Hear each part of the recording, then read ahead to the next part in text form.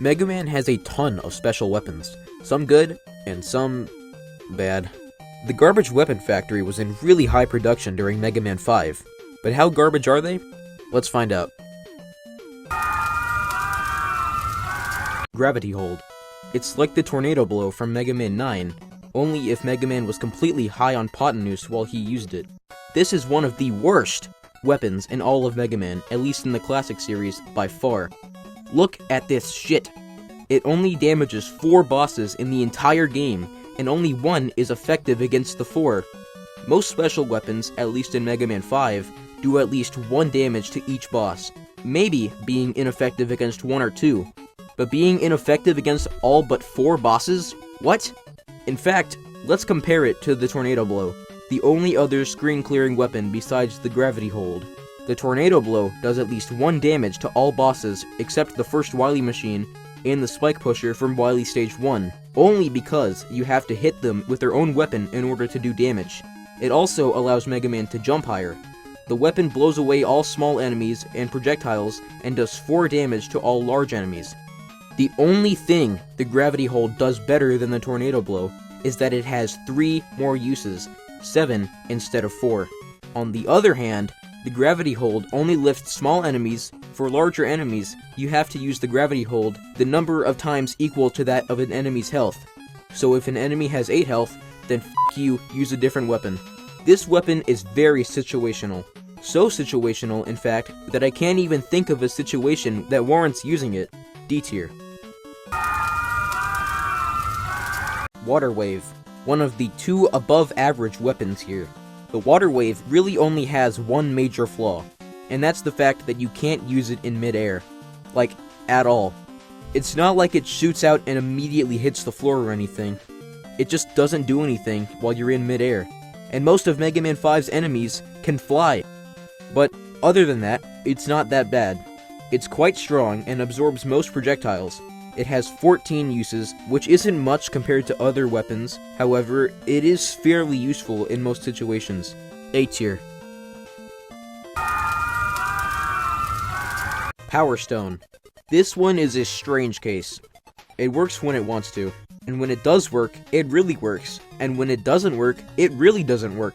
Here is a clip of me absolutely shredding enemies with the Power Stone.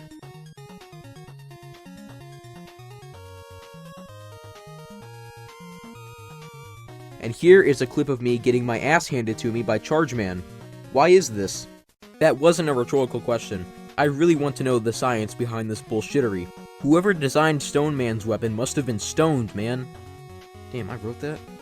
Oh, and another big issue with this weapon is that it lasts too long. Sometimes, this weapon will still be considered active, meaning you can't fire the Power Stone again, even though the stones are barely on screen. So it's good when it wants to be, and any other time, it's diarrhea. C tier. Gyro Attack.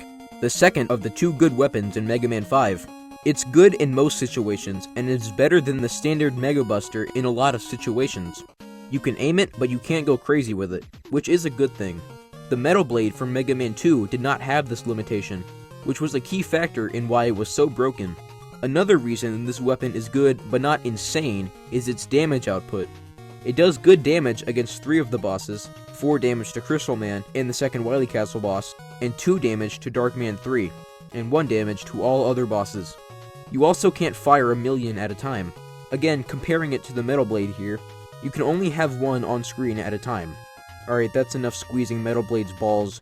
The Gyro Attack is the best weapon from Mega Man 5, and it still manages to not be too overpowered. S tier. Star Crash. Ooh boy. Mega Man's shield weapons were never great. Skull Barrier sucked ass, and the Leaf Shield was really only good against these enemies. Even recently, with the Acid Barrier, it's not even a fucking barrier. You get hit by something while using it, and it just shits itself and stops working. But this isn't about the Acid Barrier. Come back in 2028 when I make a 10-year anniversary review for Mega Man 11 for that. The Star Crash is actually one of the better shield weapons in the series. It can protect you from projectiles and can be thrown, just like, I don't know, a shield? It does good damage to bosses and enemies and has a good amount of uses for a shield. 14 as a projectile, and 10 as a shield. However, the Star Crash is not without its flaws. Or flaw. I can really only think of one major flaw. It gets completely obliterated when it comes into contact with an enemy or boss. But other than that, it's one of the best shields in the Mega Man Classic series. C tier. Charge Kick. If you hate the gravity hold, you'll despise the Charge Kick. This weapon makes me want to drink piss and recycle it back out of my schlong. So this weapon replaces your standard slide. That's not that big a deal, but most of the time, this weapon hurts you more than it does the enemy. A lot of the time when you use this weapon, especially with bosses, you get right up next to them, which causes you to take contact damage, and before you say it, no, it's not worth it. This weapon doesn't do shit for damage. If an enemy isn't weak to the Charge Kick, then it does 1 damage. It only does damage to 6 bosses, and is really only effective against Waveman. Oh yeah, and that barely works half the time. Since Waveman is constantly shooting up his water wave, it interrupts your kick all the time. Man, what a shit weapon. It barely does damage, and can barely even land hits with it. F tier. Napalm Bomb. Look, I already made an N-bomb joke in a previous episode, so I'll spare you from that. This weapon is... okay? It's actually not bad. The only thing saving this weapon from being formally declared as dog shit is the fact that it explodes on impact. This weapon is so mediocre. Sure, it does at least 1 damage to all bosses and enemies, but it's really only effective against 2 bosses. It's good against large enemies, like the Power Muscler, but a lot of those enemies can be taken out easier with other weapons. C tier. Crystal Eye. You know, Crystal Man always kind of reminded me of a Palpitoad. Rebound weapons, such as the Gemini Laser from Mega Man 3 and the Rebound Striker from 10, were always subpar weapons. This was mainly because it was hard to hit stuff with them because you had to calculate when and where to shoot them. However, this one isn't all too bad. This weapon, unlike the other rebound weapons, splits apart after hitting an obstacle. These smaller orbs actually do the same amount of damage as the regular eye, just smaller. It does good damage, including bosses, and is overall one of the better weapons in Mega Man 5. A tier. So here is the final tier list for Mega Man 5's weapons.